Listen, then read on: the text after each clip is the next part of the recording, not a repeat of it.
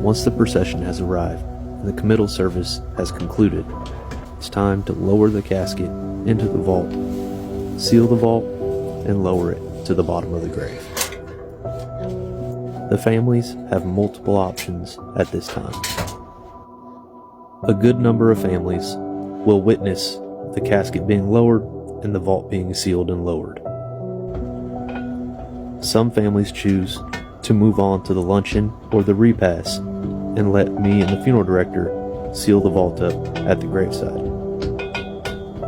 Other families will watch this process, and then they will throw a ceremonial handful of dirt into the grave on top of the vault. And lastly, some family members request that the dirt pile be left and that the grave is filled in by the family members themselves by hand. Since this family chose to move on to the luncheon, it's time to seal this Wilbert Monticelli. And that starts by removing the lowering device. We put some slack on our straps and shimmy the straps out from each end of the casket. The vault has a raised ridge on each end that allows a little bit of space at the end of the casket for the straps to just barely sneak out. Once that's done, we can tighten down the lowering device and remove it from the lid rails. This part can be a little nerve-wracking in front of families because this is a very awkward device that weighs around 110 pounds. It is sometimes easier when one person grabs each end and we walk it as a team out of the tent. It's now time to put the cover on the vault. Wilbert sealed vaults have a butyl adhesive seal underneath the lid in the groove.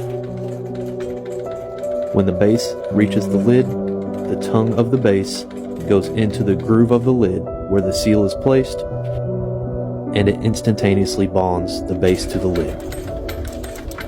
If I were to try to separate the base from this lid, it would most likely break and tear out the liner from the interior of the lid, which just happened a few weeks back when something was forgotten in the casket. We can then remove our lid rails and our lid carriers and begin the process of lowering the vault into the grave.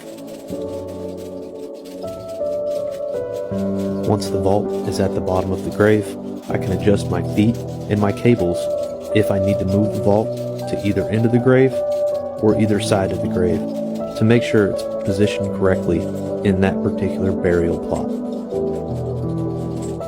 This vault lowered right where it needed to be, so now we just need to pull our cables that supported the weight of the vault.